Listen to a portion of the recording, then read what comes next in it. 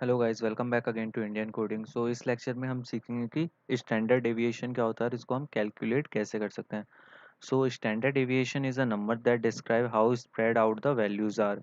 So standard deviation is nothing but a number जिससे अपन को ये पता चलता है कि वैल्यूज जो हैं वो कितना स्प्रेड आउट है। स्प्रेड आउट का मतलब क्या है कि जो वैल्यूज हैं वो जो मीन यानी एवरेज वैल्यू है उससे कितने दूर हैं या पास में है। ओके, सो अगर लो स्टैंडर्ड डेविएशन आता है मतलब जो मोस्ट ऑफ द नंबर्स हैं वो क्या है, जो मीन वैल्यू है उसके क्लोज हैं।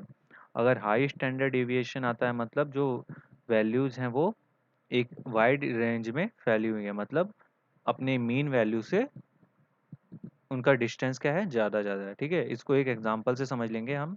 ठीक है, तो हमने क्या किया है, दो एक एरे बनाया है स्पीड नाम का। चलो इसको हम एग्जीक्यूट करते हैं। ठीक है, तो देखो हमने एक एरे बनाया है स्पीड नाम का और उसमें क्या किया है, उनमें उसकी स्पीड को रजिस्टर हमने कर लिया है। ओके, अब हम फाइंड आउट करना चाहते हैं कि इसकी स्टैंडर्ड डिविएशन क्या है। तो हमारे पास क्या है, numpy के मॉड्यूल में हमारे पास एक std मेथड है। इसकी हेल्प से हम क्या कर सकते हैं, इस अपने स्टैंडर्ड डिविएशन को कैलकुलेट करते हैं।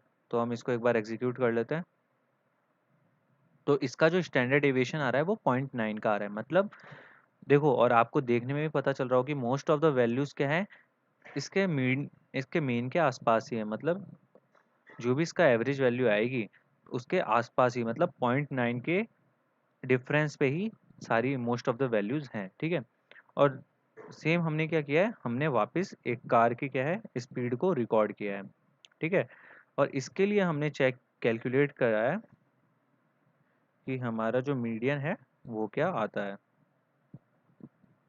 ओके, सो इस सॉरी स्टैंडर्ड डेविएशन जो है वो क्या आता है इसके लिए। तो देखो, आपको ऐसे देखने में पता चल रहा होगा कि जो भी इसका मीडियन मीन आएगा, मतलब जो भी एवरेज आएगा उससे क्या होगा, दूर दूर पे होंगी वैल्यूज, क्योंकि ये देखो दूर दूर वैल्यूज हैं। तो इसका हम स्टैंडर्ड डेविएशन निकाल लेते हैं कि हमें पता लग जाएगा कि कितने डिस्टेंस पे होंगी।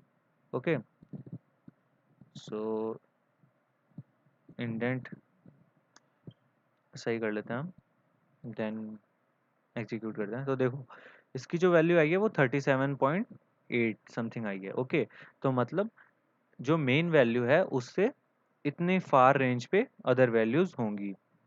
तो आई होप आपको समझ में आ गया होगा कि स्टैंडर्ड डेविएशन का यूज़ हम किस लिए करते हैं, कि हम ये पता करने के लिए करते हैं कि वैल्यूज जो हैं वो कितनी स्प्रेड आउट है, मतलब जो मीन वैल्यू है हमारे, जो एवरेज वैल्यू है उससे कितने पास में है या दूर में है।